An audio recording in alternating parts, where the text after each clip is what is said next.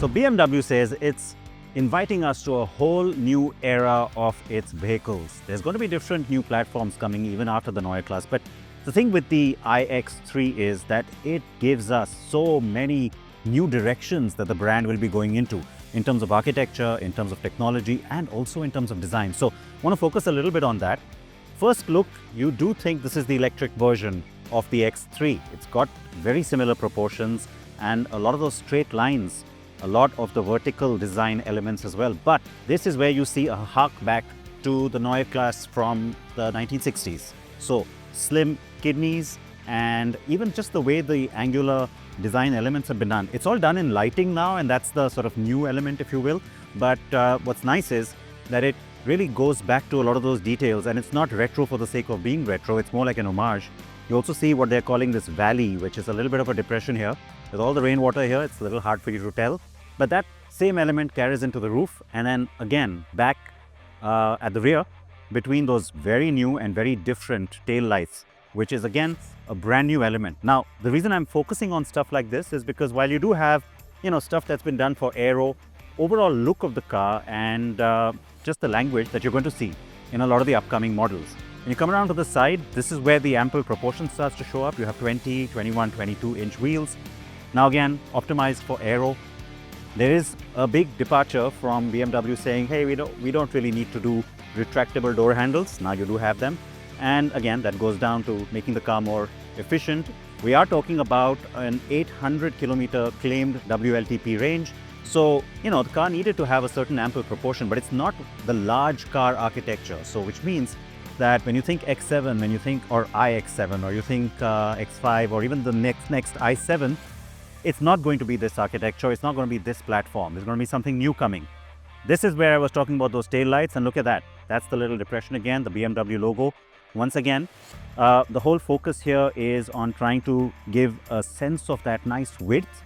Again, something that you're used to with BMWs. But it's not just about the lighting. It's not just about the design elements. It's also about the new tech that, once again, will start with this car, but go into all future BMWs, including the facelifts. So, of course, we've got to take a look at the design and the tech on the inside.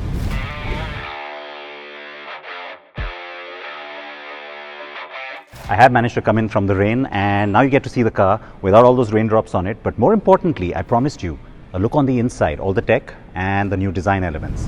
Operating system X, but with that, iDrive still lives on. Some new bits in here for sure, and the first impression, just look at it, it looks so different, and yet you see some of what you saw on the X3. The use of all these lines, for example, the dual wireless phone charger, and of course the USB inlet, even some of the way that the layout of some of the buttons here, all that is familiar. But that, look at that, and the big screen, the biggest yet from BMW, I think is what totally pulls your attention. The new operating system and that massive panoramic vision, which is really something that sits at the base of the windscreen. It's integrated, it is a screen. It offers you a lot of depth. You possibly can't pick that up right now, maybe as you're looking at it, but as I'm looking at it, it's got a tremendous amount of depth. A lot of work has been done with this screen and that display to make sure that in bright sunshine or with any kind of reflective surfaces, it's still going to be really visible, really crisp.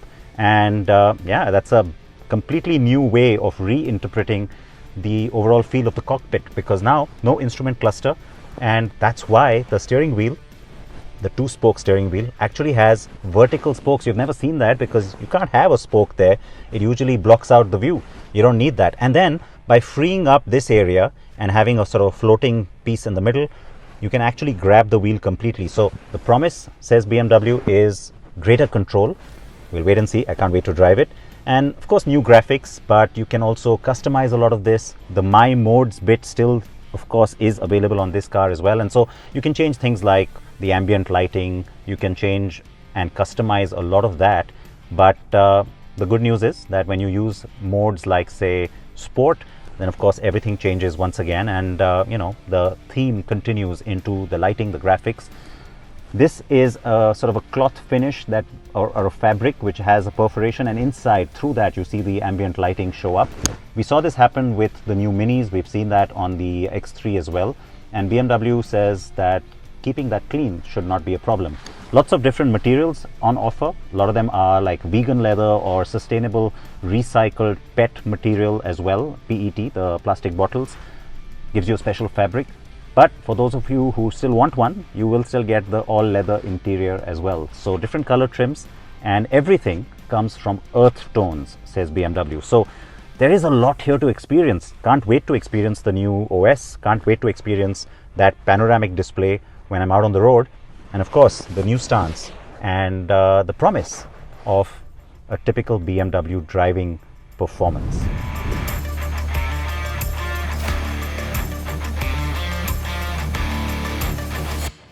Now, it was a hark back to this car, or I should say this era in BMW's history, that Neue Klasse really refers back to.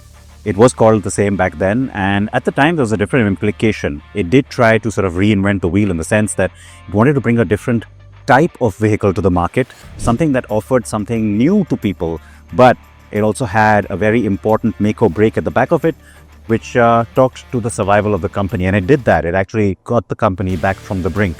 Now, the whole idea of using the same terminology is nothing to do with profitability. The company is in good health, but it is about, once again, a new era, a new kind of vehicle, and a bit of a revolution inside the company, and then hopefully from the company's point of view for the industry as well.